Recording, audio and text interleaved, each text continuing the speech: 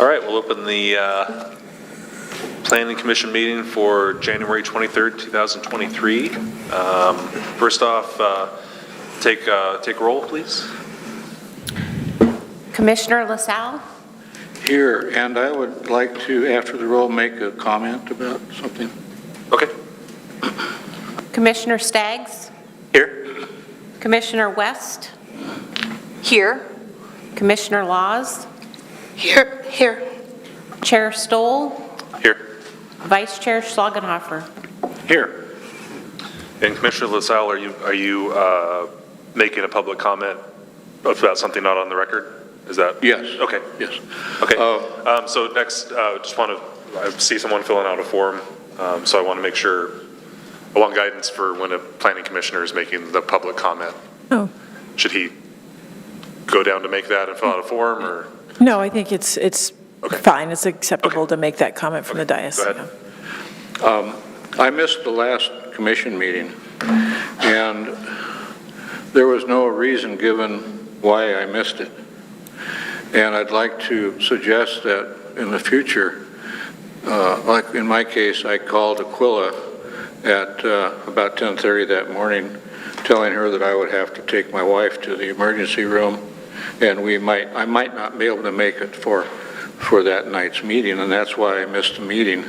Well, without telling the rest of the commission or the public that's watching on TV, you could assume that I just decided not to come to a meeting, or I didn't want to talk about the subject involved, or whatever. So I would like to make a suggestion that if a commissioner misses a meeting in the future and calls the appropriate people, that it be announced that it's a excused absence, or, and I can understand the reasoning not to tell the reason for the absence in the interest of personal security and whatnot, but in my case, I wouldn't have minded everybody knowing that I took my wife to the emergency room, so that it would be clear that whoever the member is had a legitimate excuse for not making the meeting. So that's all I had to say. Yeah, thank you. I think that's perfectly appropriate. So we'll keep that in mind as we go forward. Thank you. I guess with that comment, I will comment that Commissioner Espy did tell us previously that he would not be able to make it tonight for prior commitments. So maybe I can ask for a little bit of direction. So when we do roll call and we know somebody has an excused absence, would you like us just to state, I'll use Commissioner LaSalle as an example, Commissioner LaSalle is an excused absence for tonight? I think after the roll is called of everybody who's here and those who aren't without a reason, then I think, yeah, the announcement would be the right time. Okay, Yeah. Great, thank you. All right, next up is public comment for items not on the agenda. It looks like we have one. Mr. Nacita?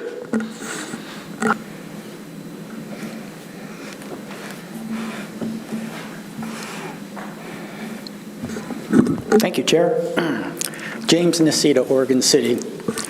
I was watching your legal training while getting ready to come down for the regular meeting, and some things came up that I wanted to speak to.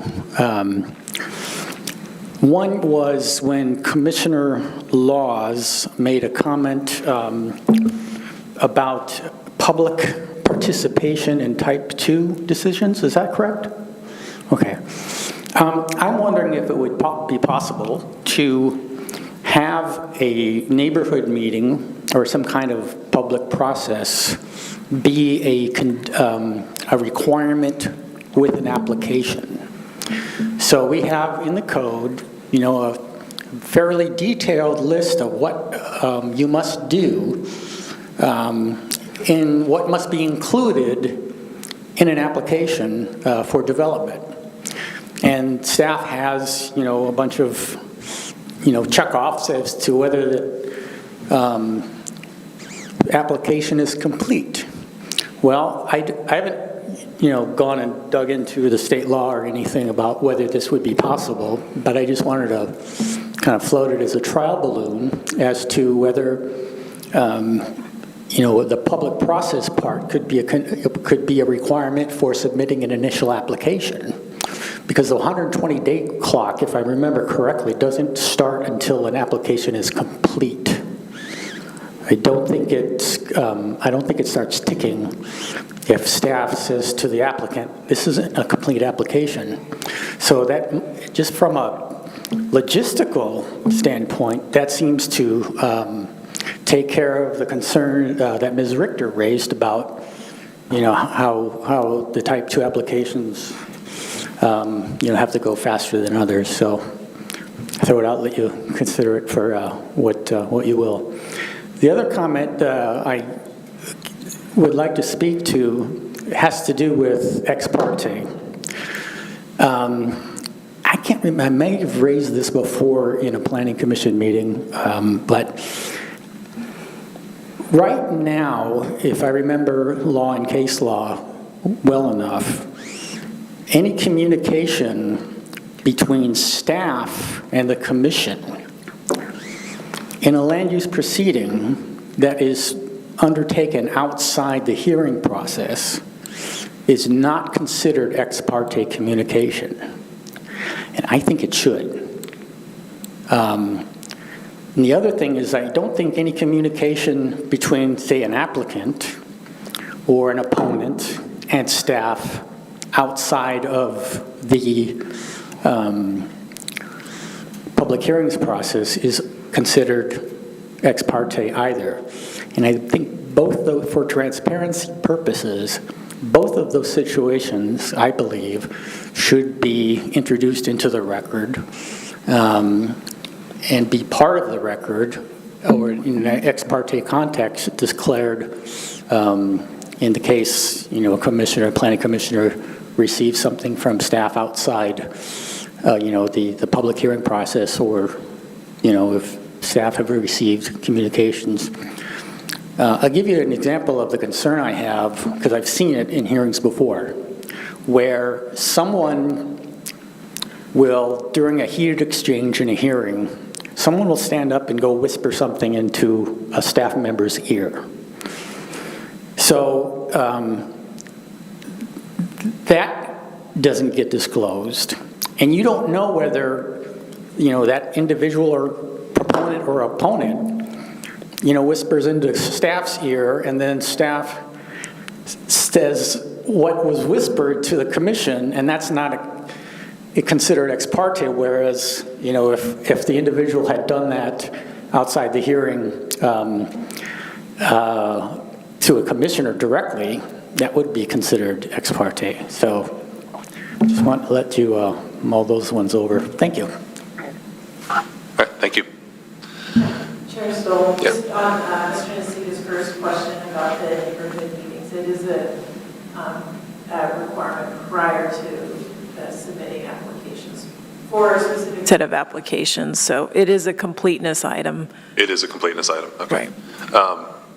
Is it a 120-day timeline for the type 2 as well, or is there a different, it is still 120, okay. Okay, thank you. Commissioner Laws? And just to be clear, if for whatever reason a neighborhood association isn't established, they would present to the CIC, correct? Correct. All right, thank you. Any public comments online? Do we have anybody online? I don't think we have anyone else online. All right, good enough. Okay, we'll move on to the public hearing for GLUA 22-0002 and LEG 22-0001, and the House Bill 2001 Housing Choice Code Update. I'll read the legislative script. Public hearing on a legislative application is scheduled for tonight. Our role is to conduct the public hearing and to make decisions about the matter before us. In making those decisions, we must apply the applicable codes and laws and cannot vary from or change those laws or codes. Legislative actions involve the adoption or amendment of the city's land use regulations, comprehensive plan, maps, inventories, and other policy documents that affect the entire city or large portions of it. Legislative actions which affect land use shall begin with a public hearing before the Planning Commission. A staff report has been prepared for each application and has been made available to the public 7 days before the first public hearing. The staff report identifies the approval criteria that apply to each applicant's proposal. Staff has analyzed the criteria which are contained in the staff report.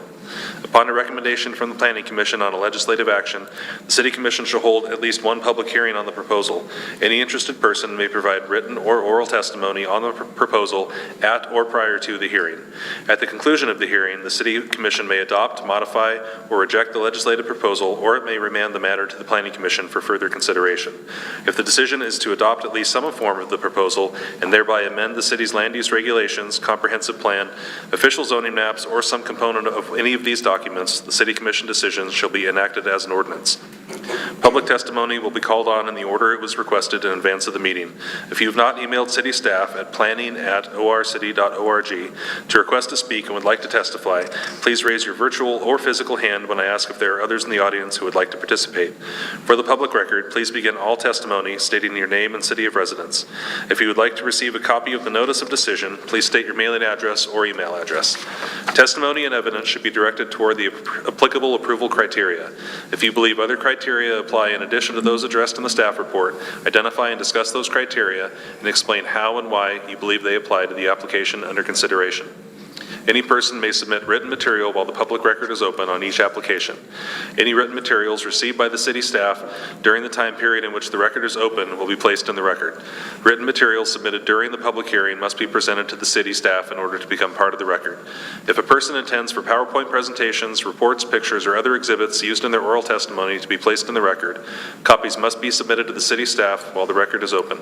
If they are not given to staff, they will not be included in the record. Any person wishing a continuance to present additional evidence and testimony or to keep the record open to respond to new evidence must make that request before the public testimony portion of the initial hearing is closed. Ex parte contact doesn't apply because it's a legislative file. However, we do ask for conflicts of interest disclosures. So we'll start on my right. Commissioner LaSalle, any conflicts of interest? I have no ex parte contact, no conflict of interest. Okay. Commissioner Staggs? I have no ex parte contact or conflict of interest. Vice Chair Schlagenhofer? I have no conflicts of interest, and you didn't care about the ex parte, Okay, doesn't right. apply. Commissioner Laws? I have no conflict of interest and no ex parte. Okay. And Commissioner West? I have no ex parte contact and no conflict of interest. All right, and I have no conflict of interest. So move on to the staff report. Ms. Robertson-Gardner, I believe you're up again. Thank you, Chair Stoll. We'll get the PowerPoint going. Before we start, I wanted to let the Planning Commission know that there was a scheduled work session on the technical revisions to the City Commission last Wednesday, and we ran out of time. And so I'll be making that presentation at the February 1st City Commission meeting. And so we hope to have a first reading and a second reading at the following meetings after that. So unfortunately, we got bumped about 2 more weeks because of scheduling problems. All right.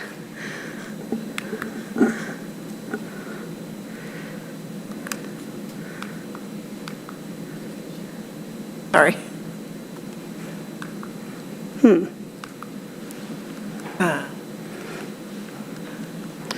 on, let me press some buttons and see. Give us a second here. There's a connect button. Does that work? No? Carrie broke it. There we go. It works. Okay. Planning Commissioners, we're nearing the end of our policy discussion for package number 2 of the Housing Choices Code update. What you have here is a kind of a timeline of topics, and those have been updated in the matrix that we kind of attach at each meeting. And then through all this process, we moved the technical amendments kind of separately, and we're going to continue the conversation, and the output of this will be a draft report memo that I'm working on, and you will see at the next Planning Commission meeting that reviews all of the policy conversations to date, and that will be presented to the City Commission at a future work session. So with any direction you give me today, I'll incorporate that in to the memo, and you can review that draft memo at the next meeting before it's either adopted that night or you send me back with more revisions and I come back at a future meeting. So the reason we left these topics towards the end is these were two topics that the Planning Commission recommended further discussion on, but the City Commission did not when it went to them. And so we thought it was prudent to kind of wait to see how the whole conversation went through these policy discussions and see if the Planning Commission may have a different take on their initial look to see and have a future discussion. Let's see what the next. As we talked about, there's some different outcomes that will come out of these conversations. One could be recommended red line code of the City Commission, which example is that the technical amendments that were sent to them at that last meeting. It could be a policy or work plan request, which looks like it came out of our discussion at the last meeting regarding tiny homes, micro shelters, RVs. So that's going to be brought into the policy memo that we'll be requesting a future work plan. This one kind of more falls into a request for policy clarification. So it's more, we heard from you that you did not want to revisit these topics. We talked about them. Here are some issues. We either agree with you or we disagree for this reason and we'd like to further talk about it. Could be one of the outcomes that would be added to this memo. Does any planning commissioners have any questions before I get into the meat of the presentation? Okay. So there are two topics. One is lot averaging for subdivisions, and the other one is multiple ADUs. So lot averaging for subdivision kind of was a hot topic a couple years ago, and we used to have a 20% lot averaging, which means of all the lots in a subdivision, you could have some lots that were slightly less, and you could have some lots that were slightly more, but you had to average out. Like if you had an R8 zone, you had to average out to 8,000 square foot, and you could go as low as 20%. The City Commission changed that code a couple years ago to be 10%, but only 25% of the lots, and did not count transmission line easements. So those couldn't be like you couldn't have a very, very large lot, like a 30,000 square foot lot with a power easement and count that in your lot averaging. And so that is the code today, but the influx of middle housing code has kind of upended some of our previous policy directions or thought processes as we add more than single-family uses in these zones. So there was a question that was asked last spring, which was with the advent of allowing detached duplexes and triplexes and new fourplexes and potentially cluster homes and townhomes, what value does lot averaging have or have not for development of applications in in the low density and medium density zones? So the first question is consider whether and how lot averaging should apply to housing options and whether lot averaging remains a useful tool for new development along with middle housing. And really it's should the city expand or limit lot averaging provisions is like the bigger question. So this was from the memo, and this provides two examples of lot averaging with the 10%. So you have, I can't see that far away, so I'm going to go with my own. So you have the ability in the R8 zone. I'm going to zoom in a little bit, sorry. To, you could have 8,000 square foot lot, and on the R8 zone, you can do all the middle housing. You could have a 10% reduction for one of the lots, and it can go down to 7,200. You can still do all of the the different uses. For an 8,800 square foot lot would be, if you had one 7,200, you'd need at least one 8,800 to average out. And those can have all the allowed uses. So that's an example. If you had a subdivision, kind of for every 7,200 square foot lot, you had to have an 8,800 square foot lot. And remember, you only have a cap on 25% of the lots. And the reason why lot averaging itself is important, this is a technical piece for me as staff, especially with infill subdivisions, we honestly connect the streets first in how we design subdivisions, and then you're kind of left with the remainder area that you need to plat into lots. And so we have minimum lot depths and lot widths, but then we also have these lot sizes. And so having a little bit of ability to have some slightly smaller lots and some slightly larger lots really helps in trying to really the Tetris problem of doing a subdivision, and really reality is urban Oregon City, which is where you're connected. We don't have really big, large greenfield subdivisions. Usually subdivisions are still connecting up to neighboring properties. So there is a value in having the 10% lot averaging just for site design and getting kind of everything to fit together with streets and utilities and sidewalks and all that, and detention ponds. Another example in the R6 subdivision, which is a little bit where middle housing comes into play, is if you had a 6,000 square foot lot, you could go down to 5,400. And that actually you are not allowed to do at 5,400 square feet. You're not allowed to do quadplexes or cluster homes. You'd have to have a 7,000 square foot lot. So in some situations, I could see if it was a larger subdivision, they may keep one or two larger lots that could itself become middle housing, but they would need that lot averaging to do that. If they didn't allow any lot averaging, then an R6 subdivision, might not pursue middle housing options. So that in some sense, that is, good in that sense. Bringing it back up to larger, I don't know if it necessarily would help or hinder the development. I don't think as staff I quite have a handle on how middle housing is going to affect the subdivision proposals yet, because we haven't really seen those.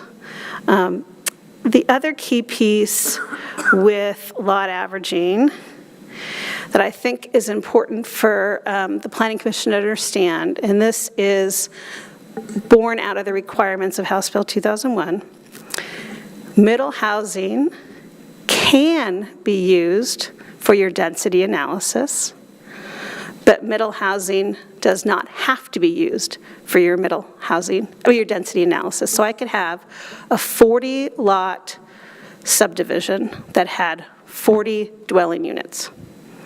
I could also have a 40-lot subdivision that had 80 dwelling units with a combination of some middle housing.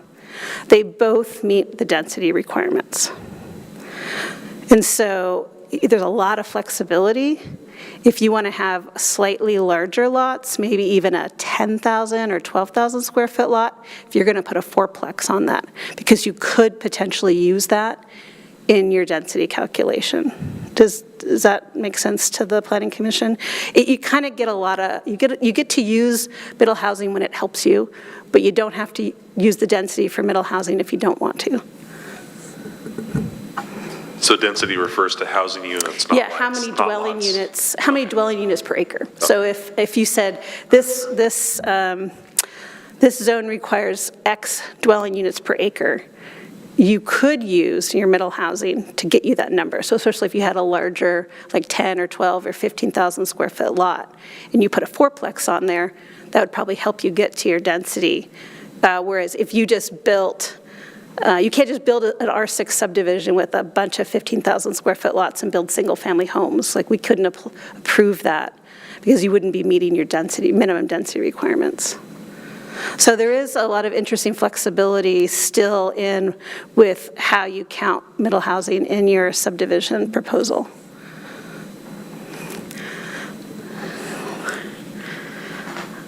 So At this point, usually I don't provide staff recommendations on these, but I think time will tell to see how the 10% lot averaging and over the 25% either supports or hinders housing development. Okay. Any questions on this part? Vice Chair Schlagenhofer. I got something on my mind, so I might as well bring it up.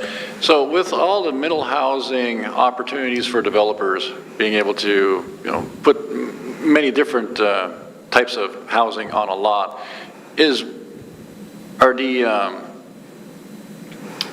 are the lot size reductions even still, is that still a tool we're going to use, or is it no longer relevant? I think sometimes it's still a tool because at least I experienced this before when we were looking at, once again, you're connecting all the existing roads together and you have what's left, and sometimes just having a little bit of flexibility is really helpful to understand, like this little section, the last lot in this little area is 5,900, but we can put a 6,100 lot across the street in the other section of developable area. So that has been helpful. Yeah, that makes sense, because sometimes one side of the road is just a really deep lot, and you end up with a bigger lot. There's nothing, you can't do a flag lot, you can't, stack them in there, so yeah, that makes sense. Thank you. But right now it's capped at 25% of the lots can have that 10%. So it is just like small changes on either side. Oh, shoot, I'm sorry. That brought up something else I was thinking about. Are there, the lot averaging, can different forms of lot size reductions, can those compound? Can, like density bonuses, can you end up with smaller lots on top of the lot size adjustments? Well, I'm talking about the clear and objective code for subdivisions. If you're going to do a master plan and have adjustments, that would be in front of the Planning Commission at a more discretionary hearing where you're balancing and you're looking at modifications. But the subdivision, like clear objective code where I'm getting my 4th grade calculator out and I'm doing the math, that tells me what an applicant can and cannot do. Like on a type 2? Mm-hmm. Okay, all right, great, thank you. Commissioner LaSalle. Typically in the past, lot averaging has been used. I'll give an example. You have a developer that wants to develop 10 lots, and one of those lots, which is included in those 10, sits on a 20,000 square foot lot with a dwelling on it, already existing dwelling. And that is included in the lot averaging. Is that still effective? It is, but you can only go down 10%. So if lot 10 was 20,000 square feet, I can't, any of my lots, only 25% of the rest of my lots can be, this is like as a R6 subdivision, can be 5,400. That's the new code change as of a couple of years ago. So you don't, whereas previously we just allowed 20% lot averaging over the course of all of the subdivision. So you could have one really, really big lot, and then the rest of the lots could be averaged in any way. In this situation, only 25% of the lots in the subdivision can have 10% less lot size in the zone. And that's today's code. Commissioner Staggs. Which one of those results in a greater density? It's the same density, right? So the whole idea is lot averaging. You're just kind of moving the chairs around. I think that the new wrinkle that we highlighted last spring and said, oh, now allowing all these middle housing, as we're pushing all those code amendments through, should we look at lot averaging again? Does it change our fundamental understanding? And that was really, we really tagged it and said, we might want to look at this because we don't know how middle housing would affect, because we made that criteria back when it really was just single-family housing and maybe some corner duplexes. And so looking, kind of as I look through this, I don't know if it necessarily affects it either way. It's still the same code. Your lots are still going to be, some can be slightly less, some can be larger. The only difference is some of those lots you can have more than one dwelling unit, or all those lots could have more than one dwelling unit on it.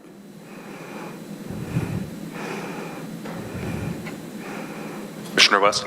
Well, it sounds to me after listening to that there really isn't, with the middle housing codes, any real case to go back to a larger percent or of either the 10% or the 25.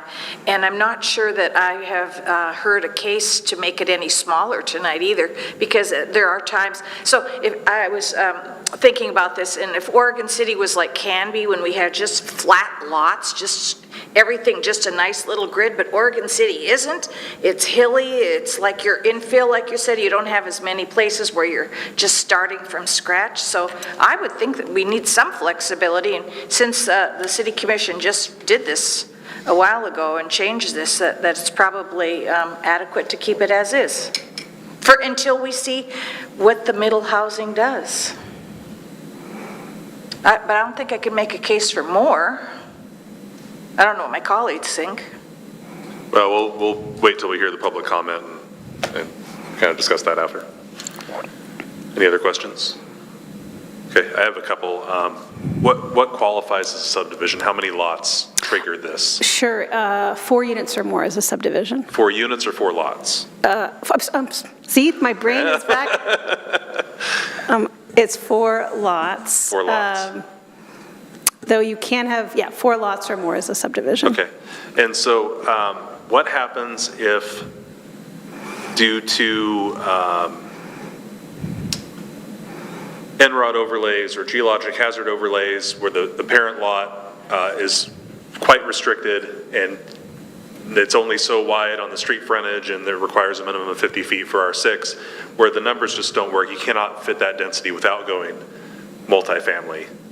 How would that, so if I had a 1 acre lot where I only have enough street frontage to divide it into 4 lots, and that's going to be 4 units per acre, but then the back half of everything is NROD or geologic Sure. hazard. How does that I think with things that are non-developable, so like an NROD will probably be an easement, storm ponds are not part of the net developable area. Geologic hazards where they have reduced densities are analyzed in the net developable area. So we take out of net developable area. So we take everything out till you get to the net developable area. Okay, so if there's a 1 acre lot, 2/3 of it is hindered, it's only that third of an acre that gets calculated as that density. Okay. Okay, thank you. Any other questions? All right. Okay. The second topic is multiple ADUs per lot. And actually, Mr. Nacita, if he's still here, sent a really neat three-page PDF of what they call gentle infill. Looks like it came out of Vermont. And the last page is a really great example, I think, of if you'll see a map of kind of different infill, and that was sent to you via email this afternoon, but of how detached duplexes and ADUs can and other middle housing can kind of infill within an existing neighborhood. So I looked at that map, and it looks like all the scenarios we now allow through the middle housing code processes in June. So we allow detached duplexes, triplex, ADUs, and attached middle housing options and cluster homes as well. The one thing that, because accessory dwelling units were not part of the state mandate for middle housing, they're kind of this orphan child right now. So we didn't change our ADU code on June 30th because it wasn't mandated. And so we same thing, we were going to kind of watch and see, let's get what's required and let's take a look.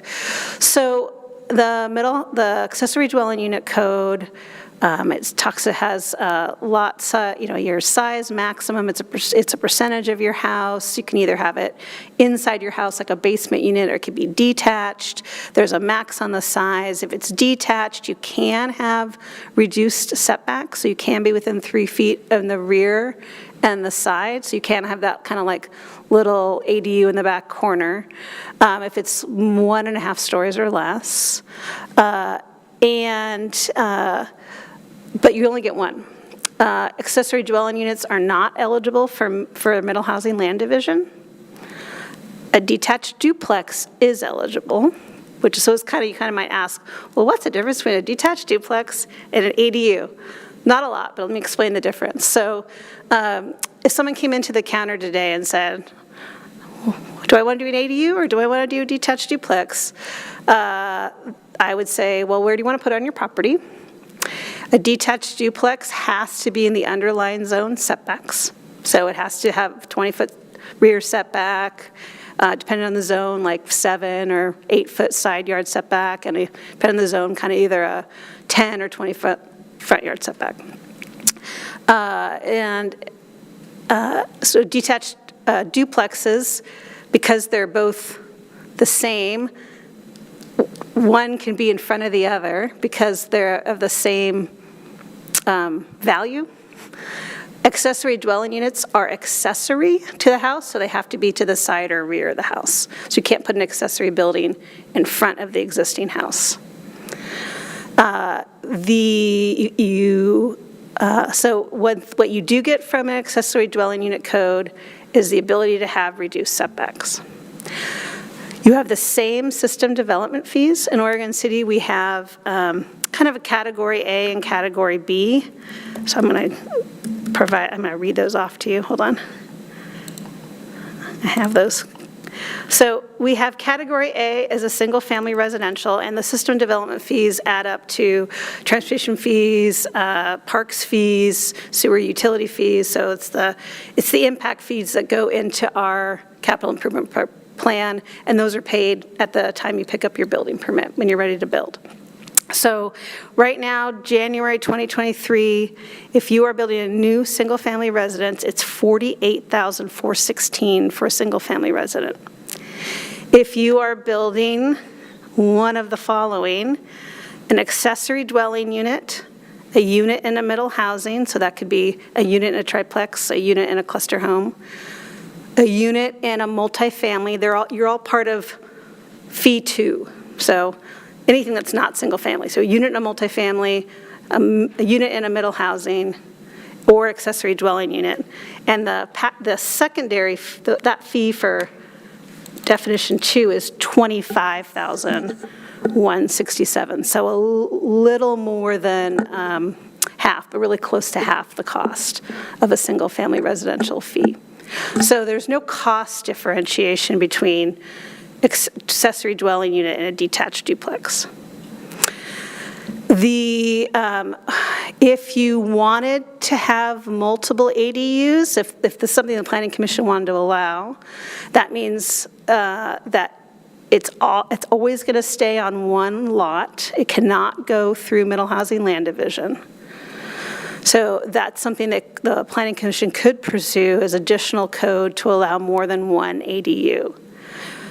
Most likely, you're going to see people look at detached triplexes because there is no maximum size of the unit right now, but the only thing they couldn't do is put it in the reduced setback. So if I'm in a little lot and I'm like trying to play the Tetris game and get it to what I need, and I need it to be accessory dwelling units because it just doesn't work, then I'd choose an accessory dwelling unit. But if I can fit my new dwelling units, my new detached duplex or detached triplex units inside my zone setbacks, I'm probably going to do that because I have more flexibility in the long run.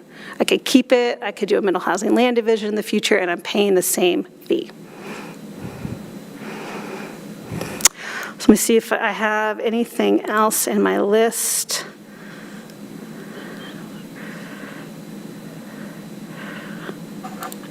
Yeah, that's basically it. So, the value of having multiple ADUs,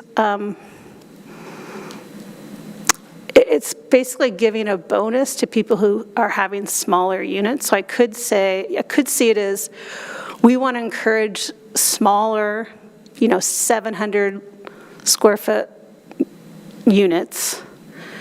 And so because you're building smaller units, rather than a detached duplex or triplex, which may be 2,000 square feet, will allow you to build more. That would be the only, I think, that would be like a carrot to give people that are building smaller units, but you can't sell them because you can't do middle housing land division. Commissioner Laws, you had a question? Quick question, I didn't get that email, so is that going to be part of the presentation possibly, where we can see it, or? I sent it, I sent it to the Planning Commission emails. Okay, yeah, I don't have one yet. Yeah, it's available, we can put it, I know when we have public comment, it's available, I can show where it's saved, and we can bring it up if you want to take a look at it. And the other thing I'm curious about, the example that was brought to the Planning Commission, it was gentle. Is there a difference between like what we're looking at versus gentle, or? I think what Mr. Nacita submitted is allowed by code today. The thing that's not allowed by code that we're talking about is multiple ADUs per lot, and like what the value is to the city and how would we want that, and is that something that you're going to see much want? And I think this comes back to like the land division, the lot averaging. I don't know, because we don't have enough middle housing to come in so far this year. I just don't know if that's an unmet need or something that the community hasn't even asked for. Commissioner LaSalle. I'd like to answer the question that's on the screen right now, that I am adamantly opposed to additional accessory dwelling units more than what's already allowed, because combined with that and the multiple family dwellings that are now allowed, I'm just afraid that the city of Oregon City is going to be starting to look like a ghetto. Yeah, really. I mean, you're jamming all these smaller dwellings into so much area. It just doesn't feel right to me. I respect the need for additional housing and more reasonably priced housing, but we've got to draw a line somewhere. So I'm opposed to any more accessory dwelling units on single-family dwelling lots. And Commissioner Staggs? Yeah, the question I have is, with that exhibit that we have, that you sent to us, do we know if that city, what their policy is for SDC fees? Yeah, and so I think one of the things that, so the City Commission adopts the SDC fees. It's kind of the policy of the purse piece. Planning Commission can provide recommendations on code, but the City Commission is really they adopt the budget and they adopt code. But if the Planning Commission in any of your policy directions, I know at the last round there was a discussion about, looking at they're interested in looking at SDC fees, and that was kind of added into the policy discussion about tiny homes and this, and so that can be further talked about in any memo and any work session. But the Planning Commission doesn't really have authority over system development fees, but you can make, a work plan just recommendation. Do we know what that city in Vermont does? I don't know. I can let Mr. Nacita when it comes, but cities all over Oregon have chosen to do different ways of looking at system development fees, so there's lots of options. Yeah. There's a thing called a housing production strategy, which we kind of talked about at the last meeting, where in a couple years we'll actually have to provide more analysis, and some cities look at tiering based on size, location. City of Portland waived SDCs for ADUs for a couple of years. So different cities are taking different tacks. And that's something we probably will look at as a city, but right now we really just have Category A and Category B. But that's may not be that case in the long run, but that's a future work plan that the City Commission would need to initiate. Commissioner Laws? I'm going to add to what Commissioner LaSalle said in terms of, from the neighborhoods and this perspective is you look at a lot of this land use coming through is outdated, to me, in my definition, traffic safety reports. And then you've got also, you look at infrastructure, that a lot of our sewage lines and significant amounts of the city, I mean, the one behind my house in the alley is terracotta and it's 80% worn. Technically, it's legit right now, but if we have more units burdening that sewage line, I don't know how much more it can handle. I know that we're going through the transition of updating our sewage lines. That's going to take time. Also, our water lines, obviously, we have federal money coming in to help with that. But what I'm concerned about is if we do this at a rapid rate, if this happens quickly, do we have the infrastructure to be able to handle that? And I mean, we can require, obviously, if a development goes through, that updates happen. But just overall, I mean, I heard the city of Sandy had stalled on some development projects just because it was just so much development there. I mean, we're developing a lot here in Oregon City in general in terms of people moving here. Is there any concerns with that? I'm going to separate out into what we've always talked about, which is type 2 land use application subdivision. There's a utility report, there's public notice, we're doing criteria, we have condition approval, we're analyzing the proposed number of units. When we get to an infill building permit application, it goes through the building department, it's sent to our Public Works Development Services. They take a look at the sewer line or water line in front of the house. Can additional line be added? Is it, in good repair? So that analysis is done for each individual home. Would there be a situation where the third unit on a little tiny street that isn't sized correctly, we would deny the building permit until they upsized it? It could be, but it's just, that's so hypothetical. But through the building permit process, Development Services does look at the abutting utilities to see if there's adequate service. So that's at the micro infill level.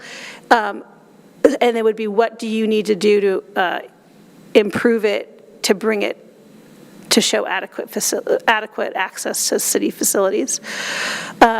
At a larger subdivision level, that's where we do our analysis. And if we found that there wasn't adequate, or what often happens is we put conditions on an application that says, if you want to build this subdivision, there's currently an inadequate utilities, you would have to build X, Y, Z as a condition. And then the developer and applicant's going to have to make a financial calculation if it's worth it for them to develop.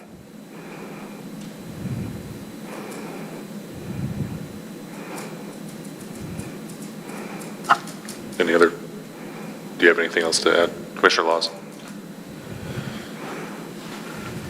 The biggest concern I have is our city is rapidly growing, whether that's infill, at a large scale like a development, or smaller infill in our neighborhoods. The biggest thing is, are we going to have more requirements in terms of traffic safety report? Because I feel like from what I've seen on a lot of land use applications in general, where the numbers come from like 2019, 2018, even back before, are we going to require more in terms of analyzing like more recent data in terms of traffic safety report? Because I think that's really important overall for Oregon City in general.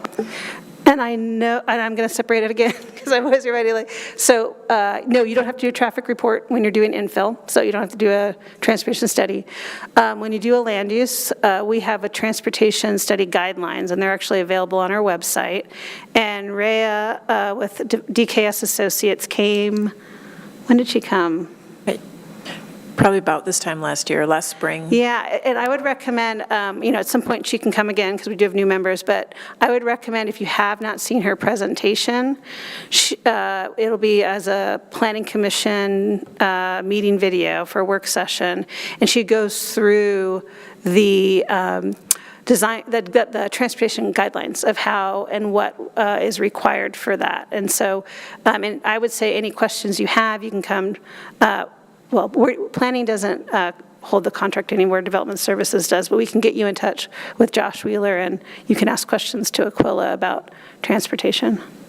It's just, in general, right now, from what I'm seeing, going up Malala Avenue where I live, in general, it's more and more congested. And, if we had, plan long-term, obviously, we're looking at a comprehensive plan in the future, especially with Malala Avenue, that, we're looking at livability for everybody. So I do think, like, for instance, obviously, we're talking about the little developments aren't going to make as much of an impact here and there as mainly the bigger developments. But overall, I would like to see some type of change in terms of, so it's something I'd like to look at in the future, because I want to see more accurate numbers, in my opinion, and I don't necessarily agree with what's been presented in the past in general to the neighborhoods or in general from what I've seen in land use. So I'd like to look at that in the future if we can in some way. So I'll be curious to talk to you. Yeah, and there may be a time where it makes sense to bring Rhea back and do the presentation again, now that we have new members. All right, and Vice Chair Schlagenhofer. Yeah, I've got a question. I'm not sure if it's an easy one or a more complicated one. We have a process for building ADUs, clear and objective process. We have a process for internal conversions. We had internal conversions as a process previously because let's time travel back to 2017-18 when we went through our equitable housing project. We allowed corner duplexes in these residential zones, and we allowed internal conversions to 3 or 4plexes if you didn't expand the size of the unit. Well, now that 3 and 4plexes are permitted as a permitted use, internal conversions no longer was a needed use, because a 3 or 4plex is a permitted now in all zones. Okay. What about, do we have a process for converting an accessory structure into a dwelling? Yes. So Where would that fit? if you have a Sewing shed, room. yeah, you have a shed in your backyard, you can go to the building department and planning and apply for a building permit to turn it into an office, or to your, maybe it's your Zoom office now. Maybe it's your Zoom office and where you want to put your in-laws when they come to your house. That's a habitable structure now, so they'll take a look at it. When it becomes a full dwelling unit, when it has permanent kitchen facilities, that's when it's a dwelling unit. So that's when we open up our either detached duplex code or accessory dwelling unit code and say, which one do you want to be? Would the permitting save the applicant any money doing it in that way? Building an accessory unit first and then converting it later? No, because you get triggered for the system development fees when it turns into a dwelling unit, when you have your permanent facilities. Whereas the work inside is a building permit that's being reviewed for code. So a plumbing permit is a plumbing permit, and a structural permit is a structural permit. Okay, so converting an accessory structure wouldn't save them any money over the fees for doing an ADU and a sewage connection. So if you want to do all your work and turn it into an office, and maybe you use it for a couple years, and you're like, I'm going to take that office and I'm going to build a kitchen in the back, and I'm going to turn it into a dwelling unit, it's at that point, when you get those building permit fee applications, do we trigger the system development fees. Okay. Okay. That was it. Thank you. Commissioner Steggs. Yeah, the question I have is, with the conversion path, if someone takes an existing single-family home and converts it to 4 individual units, are there SDC fees in that case? You're paying 3 new SDC fees. So if you have a fourplex, the first one is the existing home, so that's counted as pre-existing, and you pay for units 2, 3, and 4. Gotcha. Okay. And then if it's a lot of internal, a lot of it is just building code and firewalls. So internally converting a house sometimes is easy and sometimes is a bit of a Pandora's box. Yeah. Just one more comment. Yeah, absolutely. I guess this is I'll save the comments for later. Okay. Is it possible for an ADU to be later converted to middle housing? Well, let's say I paid for an ADU in 2010. Yep. And it magically is in the underlying zone setbacks. It's now a duplex. It's now a detached duplex. So it's like a dwelling unit that's separate from the house, that's in the underlying zone setbacks, kind of can have a dual identity to what matter. Like you could now be, I'm a detached duplex now because I open up the detached duplex code and say, look at you, you're a detached duplex now. And then they could go through middle housing land division. So if I come in right now and I declare that it's an ADU that I'm putting in, can I come back in a couple years and decide that it's middle housing, separate it, and spin it off and sell it? If you meet the criteria for detached duplex. Okay, And right criteria. now, we have the same SDC fee. But let's say one day they were different, we would take a look and say, is a detached duplex more, and maybe you owe a couple $1,000s different, but right now we have the same fee. So criteria at the time of construction or at the time that I decide it's middle housing? So, Assuming, let's say that the middle housing setbacks change in 10 years. yeah, so I'm not going to speak for the building division and Oregon Specialty Codes. I look at what is the definition of detached duplex, and does the proposal meet it? At the And it's time of application? Yeah, it's a, in planning, I live in the world of elevation drawing, so front, back, side, rear, and site plan. Okay. And then I would defer to our building division to see if they have any, but for them, right, and once again, not speaking for them, but for the most part, detached dwelling units share the same Oregon Specialty Code. Okay. And the SDCs, does that cover all the connection fees for water and sewer? Like I don't have, other than obviously I'm paying my plumber to run the pipes to the curb, but as far as like actually making the connection to the water main, is that included in the SDC? I don't think that's included. That's an extra fee on top of that. And the same for the sewer. That's the hookup fee of the actual inspecting that. Yeah. That your lateral was actually put in the right-of-way correctly, and it was all done correctly. So when you turn it on, it'll work. That's a inspection fee. Well, but I mean, so there's a water main running under the street. Whoever makes the actual tap connection, that's the city, right? They're getting their own permit for us to review that. Right, but the person doing the actual work, is it the plumber or is it a city employee that's actually tapping into the city's water main? And is there an extra fee for that if it is the city? Yeah, if you're bringing your lateral to a city main, you're getting a permit through a right-of-way, and you're paying someone to do that. So it's not a city employee that actually drills the hole in the city main? Oh, it's a plumber, okay, okay. You're paying someone to do that, and there's a right-of-way permit, and we inspect it. Okay, all right, thank you. Any other questions? No, go ahead. Just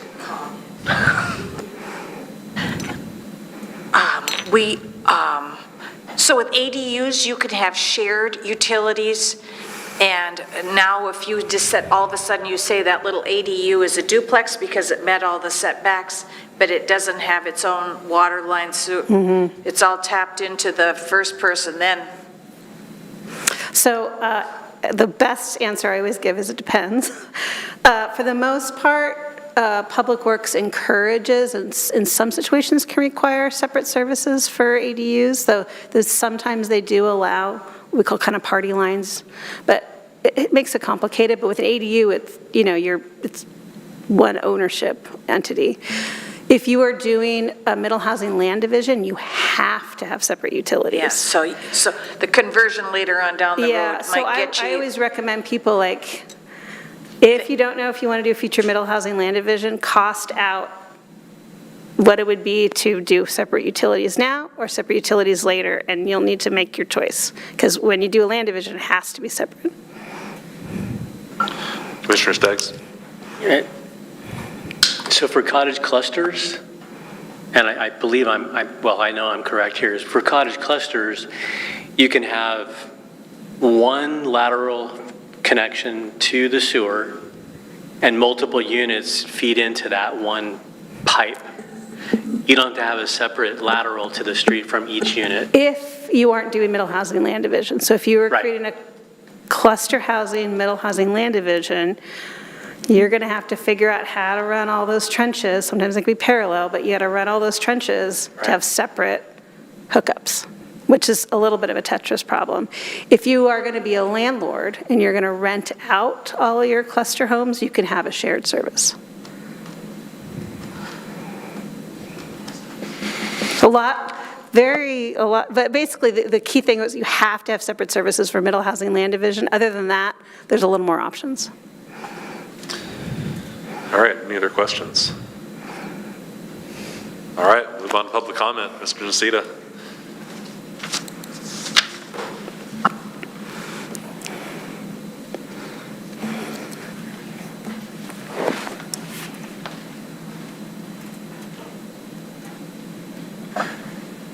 Thank you, Chair. Thank you, Chair. Quick question, and maybe Christina's reading my mind here. I was just wondering if that slideshow is, you put that up on the...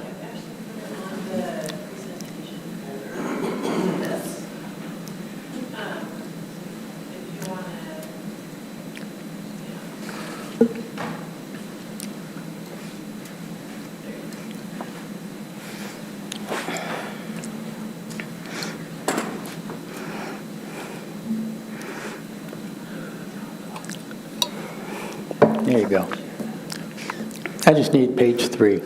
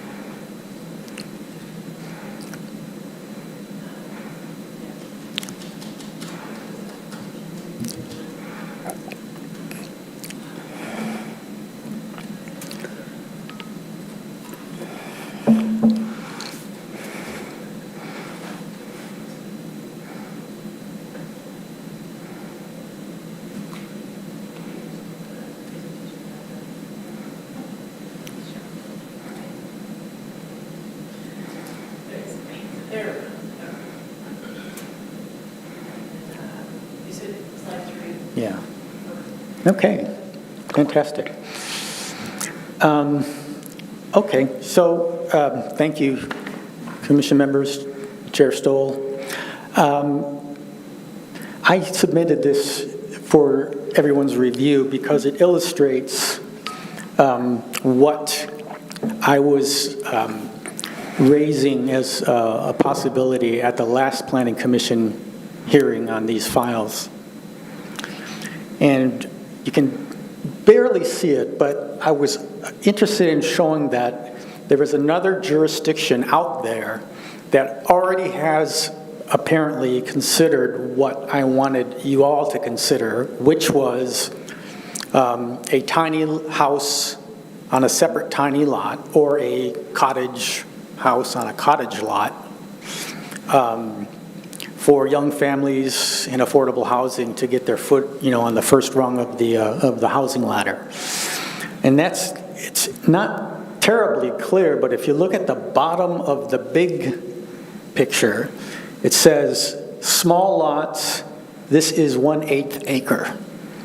So that's kind of what I'm talking about, a separate lot with a single family dwelling in areas where it's not permitted now, or in areas that have really excellent bus transit. To go to Commissioner Stagg's question. This came from the Vermont Department of Housing and Community Development. And you raised a good point that I may have alluded to last time, which was if you're encouraging, these types of innovations for people with modest means, hammering them with the typical SDC fee for a house that's going to be, maybe half as big or a third as big as, what's built in a low-density residential development. It's, I don't pretend to have a quick answer to that, but if y'all were going to consider something like this, I think it would be good to kind of like revisit SDCs in parallel for, really low-income or moderate-income housing. What's interesting, I looked at the MUC 1 code, which is my house is in MUC 1, and something came that was very interesting to me. And I looked at the minimum density for MUC is 17.4 or 17.6? It's one of those two. Mm-hmm. When I divided the amount of square feet in 1 acre by that amount, I came up with a lot size of about 2,500 square feet to maintain the desired density in that zone. I think it's the same in a couple of other zones as well. So what was interesting to me is my current house, is on about a 2,500 square foot lot. So that would give you like I had mentioned a maximum lot size for a cottage or a tiny house rather than a minimum lot size to maintain the suggested density for the MUC zone. So right now the MUC zone does not have a minimum lot size. So if you were to permit to slice off a chunk of land from a lot in the MUC zone, and you had a lot, kind of like a spectrum of lot sizes, 0 is the minimum up to 2,500 square feet. I think you could achieve a lot in that zone as far as affordable housing. You can walk through the McLaughlin neighborhood and all through the city. You can walk through and see kind of like wasted, isolated little pieces of land that otherwise aren't useful for much. But if in the right area, you could have one of these cottage houses on a cottage lot. And again, a lot of these could be in areas where there's, very good public transit. So I hope, I'm going to be continuing to research this, but I think, like I said, I think we could achieve something nice. Thank you. All right, thank you. Anyone online? Not a person, not a soul. All right. So let's discuss the two topics. First question, do we want to bring them up to the City Commission? And second, if the answer is yes, what do we want to bring up? Well, I'd like to recommend to the City Commission the question about should the city allow additional accessory dwelling units with a single-family primary dwelling. I've expressed my opinion that it should not be allowed. I'd like to get the rest of the Commission's opinion, and then whatever that opinion may be, we could pass it on to the City Commission. All right. What's the thoughts of everyone else? Just jump in, you're good. Okay. All right, on the multiple ADUs per lot, I think we've got enough options. I don't know if we need to add that or keep looking at it. Lot averaging, I think Christina made some compelling arguments that it's still a valid tool in certain situations. So looks like City Commission did not recommend further consideration, but I would support keeping it in there.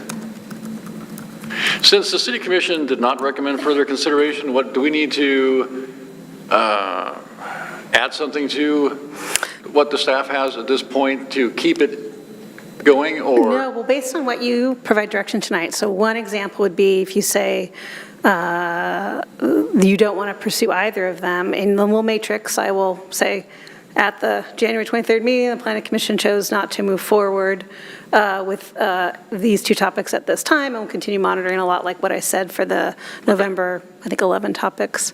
If you do want to address it, that's when I would need more information, because then I would incorporate that into the memo. Okay, all right, so I'd support the lot averaging for subdivisions, but not the multiple ADUs per lot. And then how do we work that with all of us having different opinions? Well, I think tonight discuss, and so really the question is, if you don't want to address either of these topics, then the code stands as is, right? You're not proposing. So the code stands with the 10%, over 25% of the lots, not including transmission towers. And right now you get one ADU. So that's the status quo. So if you don't want to pursue any additional topics, you don't want to pursue any additional discussion on those topics, then that just is what stays. Because the City Commission wasn't recommending additional discussion on these topics, I think if there is a compelling piece of the topic that you want to continue talking, there needs to be an agreement and a consensus by the Planning Commission of why you want to talk about it more, and because you're really making your case to the City Commission. Yeah. Okay. Thank you. So let's talk about it. Since there's two topics, we'll talk about one topic at a time. So lot averaging for subdivisions. Is there anybody that would like to forward that to the City Commission for further consideration? No? I see no yeses, so I guess we'll leave that one. Okay, so then the multiple ADUs. Is there anybody who, Commissioner LaSalle has expressed that he does not. I'm lost what your opinion was on. Oh, actually, I think I did not support the multiple ADUs. Okay. I thought that lot averaging for subdivisions was still a useful tool. Oh, okay. So you would like to forward that to the City Commission? I think so, but if nobody else is on board with that, then. Just a clarification, more different than our existing code, or? Yeah. This is more of a question, do you want to pursue additions to the lot averaging code? I'm sorry. So I would leave it the way it is. Okay. That's what I thought. Okay. Multiple ADUs per lot. Is anybody interested in forwarding this to the City Commission for further discussion? Yes. Commissioner Staggs is a yes. No. You're a no? My thinking is what's the highest and best use for the property? And yes, there's a place for ADUs, but I was just thinking with the middle land divisions that there's other options. But I'm certainly go with the group. And no. Okay. Commissioner Schlagenhofer? Yep, same. That's a no? Correct. Okay. All right. I'd like to make a case. Absolutely, please do. Because I think it's something we should think consider more. So if you look at, I got to take this off. If you look at cottage home clusters, particularly with that diagram that we had up on, can we bring that back up, the Vermont example? I think it's a really good example that shows us the cottage cluster density on a property compared to a single family home with an ADU. So if you compare cottage cluster density like that one in the middle there that says cottage cluster, and you have 1, 2, 3, 4, 5, 6, 7 little cottages on that property. That's a certain kind of feel and density. Imagine if 2 of those were ADUs. I would make the argument that allowing a single-family resident to have 2 ADUs on that same property, I guess what I'm saying is, why would we restrict someone from doing multiple ADUs as long as it met the requirements for ADUs, the setback requirements? It seems like it goes against what we're trying to do, and that is increase the ability for people to build more housing in the city. And I think I would make the case that multiple ADUs on a property is appropriate based on those things. So it sounds like I'm kind of the lone voice at the moment, but I guess I'm making the case that I think we should explore further and recommend to the City Commission that we explore further the idea of having multiple ADUs on one single family property. Because it's not unsimilar to cottage clusters. Except aren't cottage clusters usually all new structures as opposed to an ADU on a lot that has an existing home on it? It could be either. It could be new or, but why would that matter? If it's new or not? Well, if it's all new construction, then it would be considered a cottage cluster, not an ADU. Yeah, I don't know. Sorry, Dirk. Who wants to go? Who wants to go for? And you did you have something to add? I thought it looked like you did. I can, Clarification, or you want to I wait? think I lost my thought, so. Okay, fair enough. I saw Commissioner West move first. Go ahead. Well, I guess what Commissioner Staggs was saying, I could understand that, because there might be some, okay, the goal of all this middle land use is to create more housing, right? And so there might be situations where you couldn't put a duplex on a lot, so maybe an additional ADU is, maybe that's reasonable. Because you can't do the duplex, and the goal of this whole legislative package is to create more housing. Can I just add something as well, kind of piggyback on that? If you look at HB 2001, I know we don't talk about this very much, but it says it's an emergency. Yes, you're right. I mean, this is a... Everything's an emergency these days. That's not... That's a tool the legislature uses to make it immediate, its impact immediate. Okay, well, it's there. It's in the legislation. It's written in there. It says we have a housing emergency. Yeah. So we're trying to increase the amount of housing in the city, and we should be incentivizing and advocating and doing as much as we can to get more housing in the city. So I think having multiple ADUs on one property is appropriate and good. That's my opinion. Ms. Robertson-Gardner. I was just going to give a technical clarification. So there are scenarios where you can keep the original house as a unit in a cluster complex as a way to not, it's the carrot to keep the home and not demolish to build.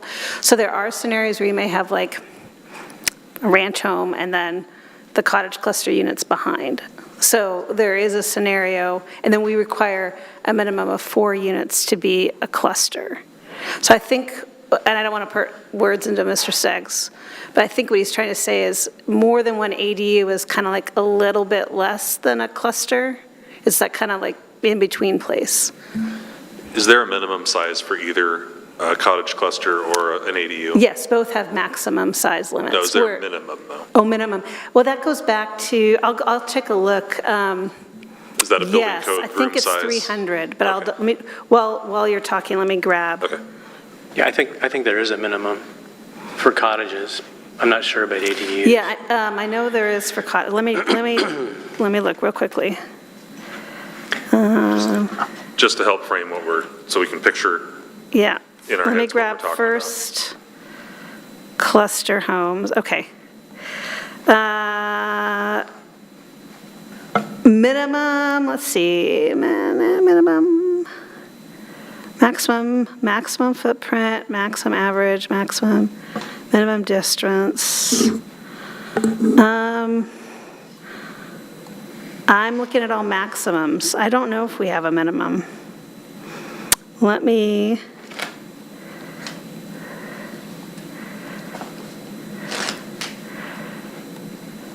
and that kind of went back to the tiny home. When you get less than 300, it gets harder to correlate our building code and. Yeah, my recollection is the building code has a minimum bathroom size and a minimum Yeah, bedroom so size. we don't have a minimum, I'm not seeing in the cottage cluster minimum sizes. And I'm going to go grab the duplex real quickly. Can I just make a comment real quick? So, I mean, imagine, going back to that map again, if you have a lot with a single-family home in this huge backyard, and someone wants to put 2 ADUs that are small, I don't know why we would not, I can't think of a good reason to not do that, to not allow that. I can't think of a good logic if we're trying to increase the amount of housing in the city and it worked within the current setbacks. I can't imagine why we wouldn't do that. Commissioner Laws? What Commissioner Staggs is talking about in certain areas, I'm looking at Oregon City being quite large and diverse in terms of areas, and we're talking about affordable housing. And we're talking about particular lots, obviously, where there's room to have more than one ADU. Where Jim Nacita brought up a point, I do like the idea, if we're looking at affordable housing, that someone could actually afford a little place. Like, because I have friends that are more in Oregon City that have a huge lot that's at least a half an acre. The idea that they do have the option to possibly sell a little plot, because at least then someone with lower means could afford to own something. I do like the idea of that. Commissioner Schlagenhofer? Too many buttons. Okay, this question is for Ms. Robertson Gardner. And can you bring up the slide again with the gentle infill? And just really quickly, I'm seeing maximum sizes for ADUs and duplexes and cluster homes. So I know we did this on purpose, because I know the floor, it was always kind of in flux with the building code, and I think we were waiting exactly what we're doing with tiny homes, and if we put an artificial floor, because in 2017 there was a floor, we knew that that was always in flux, so that's why we didn't have minimum sizes. But SDCs are still the same regardless of how small you have it, so that is the larger conversation of with the tiny homes. ADUs are counted in the lot coverage maximums, correct? Mm-hmm. And that's 40% for our 6, 8, 10, is that, am I remembering that correctly? Yeah. And the middle housing has to meet, all the units have to meet the total for the parent lot of that 40% or whatever the coverage is, right? So if either way, however many, whether you're adding multiple ADUs or multiple middle housing units, it still together Right. It still meets that. If you had a big detached duplex or 2 ADUs, or say, they both all have the same lot coverage. Okay, thank you. Okay, so here's my question.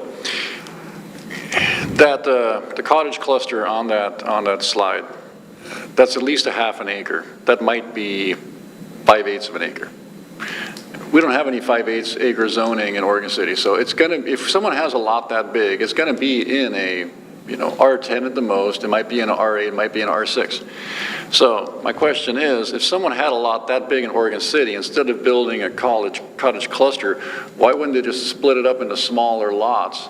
And then each lot could have a middle housing structure on it. And ADU permit, the SDCs aren't cheap.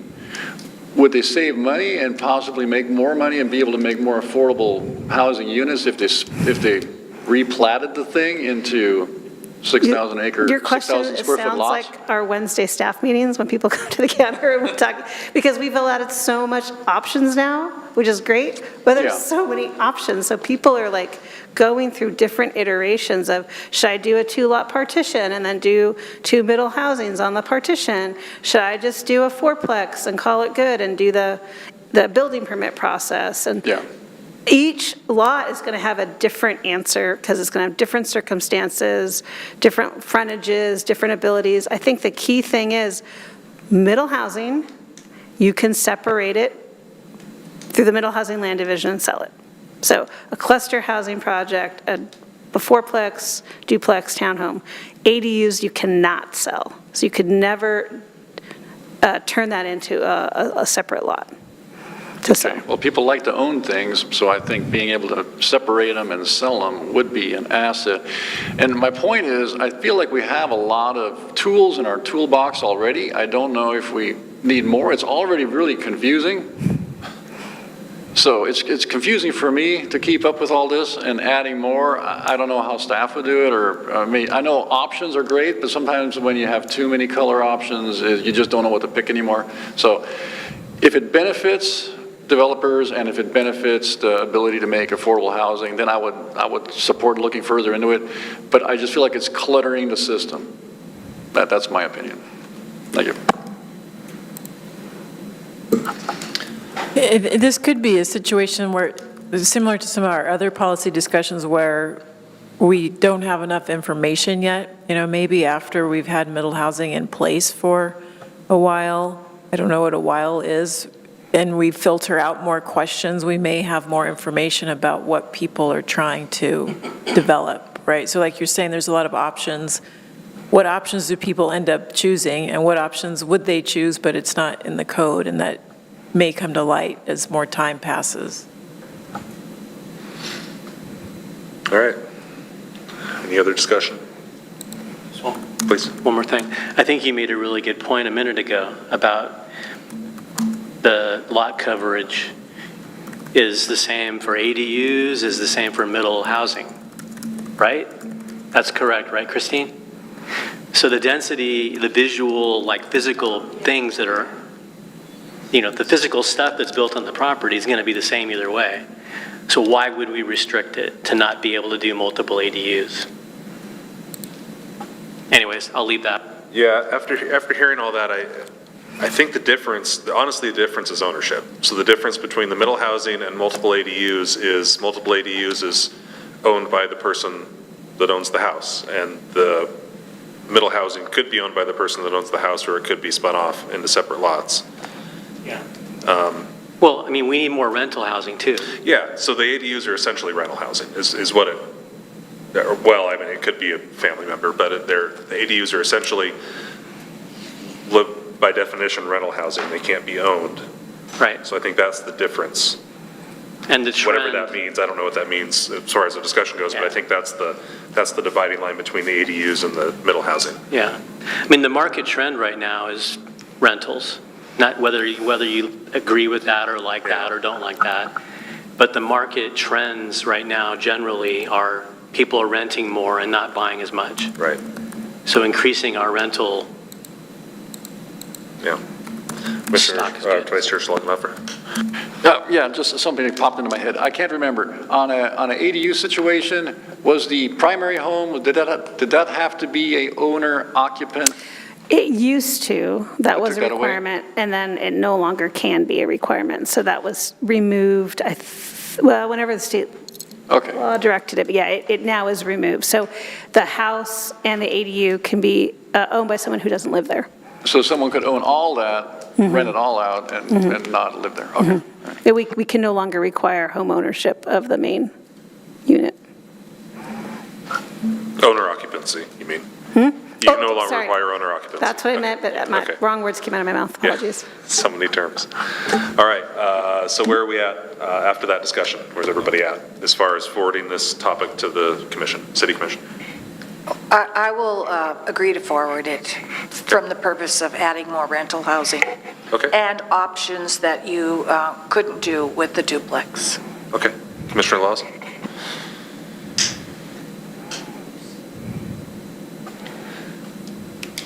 I motion to forward it, to forward it, I'd like to forward it, so. Okay. Vice Chair Schlagenhofer. Sure, yeah, I'll All agree right. with that. I think I would know what Commissioner Stagg's opinion is. Commissioner LaSalle? Yes. Yes, all right. Well, let's forward that one on then. Okay, so that one is really going to be, in a sense, a request to like remand it back to the Planning Commission. Right. To have further discussions if they want to. And so what we're saying is telling the city commission, hey, we might want to move forward on this, and they may say no. Yeah. And that's it. That's it. Okay. But Okay. if they say, you've convinced us. Yeah. So your job is to convince them. Sure. Then the action would be, okay, keep working on it. Okay. And it would be set back down to the Planning Commission. All right. Either separate from HB 2001 or still package 2 or 2.1 or something. In other words, we can be ignored. Yeah, we can. Yeah, we are subordinate. Yeah. Commissioner Staggs? How are we going to convince them? Do we have some formal process? I think that's your job.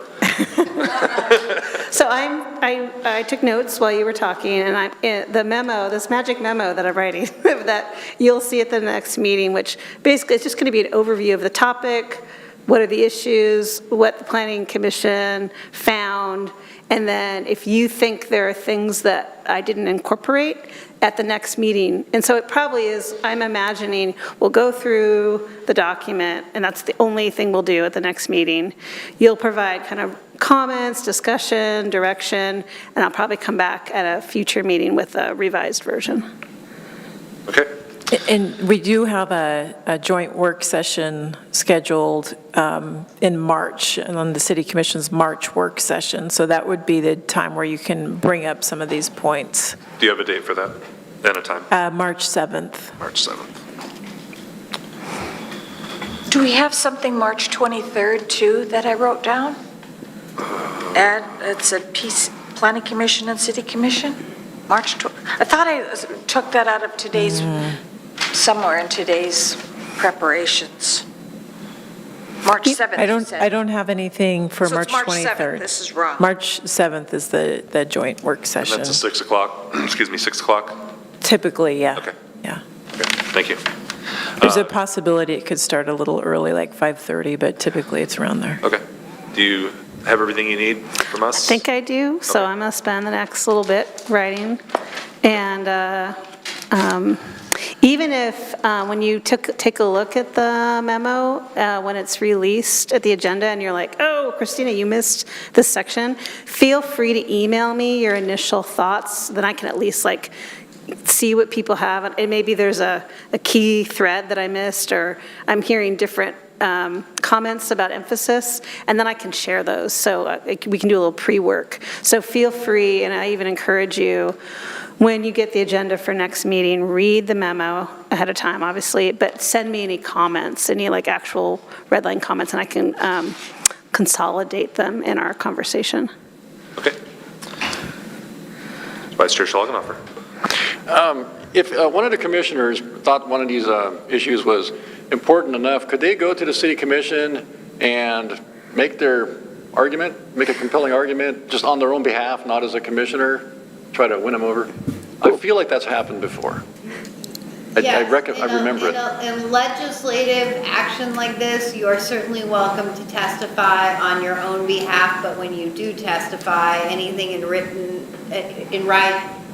anything written or orally will need to be, you'll need to disclose that you are speaking on your own behalf and not on behalf of the Planning Commission. Okay, yeah, because I remember that happening before, and it made a difference. So. Yeah, and if there ends up, it don't sound like we had a minority opinion, but if through this kind of review, there tends to be a little bit of a minority opinion about a subtopic, I can even say like a majority felt this, but some certain members also felt this. So, we're just providing nuance and background for the City Commission. And would that be the general public comment at the beginning of the city commission meeting? That would be the time to make that case if a person wanted to? Okay. Yeah, anybody's allowed to speak on any item, if it's not related, yeah. All right. Commissioner Staggs? We talked about SDC fees, just kind of sort of off and on. What is our final how does that fit into this conversation? Well, right now I have, as part of last meeting, is a general recommendation to look at how SDC fees could affect smaller units like tiny homes and RVs and things like that. And so if the Planning Commission wants, we could, change that just to be in general middle housing or different sizes of middle housing, and as just a general topic. I was intending to probably put a subparagraph that explained, well, it wasn't part of it, and it's not the purview of the Planning Commission. It came up many times, and through the discussions of RVs and tiny homes, and even a little bit here with cluster homes, and knowing that housing production strategy is coming, the Planning Commission would recommend, continuing looking at opportunities to vary fees as, to respond to different size units. I'd like to suggest to my fellow planning commissioners that we include all the missing middle housing in the conversation about SDC fees, because I think there are some real cases where it prohibits and limits not only just a single-family home owner to do a couple ADUs, but also general development of missing middle-income housing. The SDC fees are often a limit and a roadblock to doing this stuff. So I think it's worth further discussion, and I'd like to recommend that we include all the missing middle-income housing as a part of that.